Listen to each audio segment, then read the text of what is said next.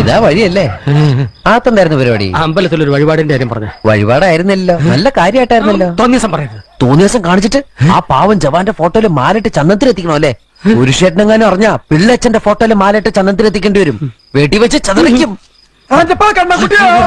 നാട്ടുകാരെ വിളിച്ചു കൂട്ടിട്ട് മോൻ എന്ത് കിട്ടും? എനിക്കൊന്നും കിട്ടില്ല, പിള്ളേച്ചന് കിട്ടും. നല്ല അസല് പൊതുക്ക്, വലിയ നിലവിലുള്ള ആളല്ലേ, എല്ലാരും ഒന്ന് അറിയട്ടെ എന്ന്. നീ എന്റെ മാനം കളയരുത്. നിനക്ക് എന്ത് വേണേലും ഞാൻ തരാം. എന്ത് തരും?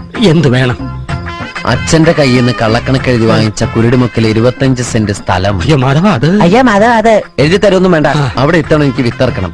അതെന്റെ ഒരു മോഹം. ഞാൻ പടവല വിട്ടിരിക്കുക. ആയിക്കോട്ടെ, അത് വിറ്റ് കഴിഞ്ഞാൽ എനിക്ക് വിത്തറക്കാലോ. ഇറക്കാം. പുറപ്പാടാം. പോകാൻ വരട്ടെ.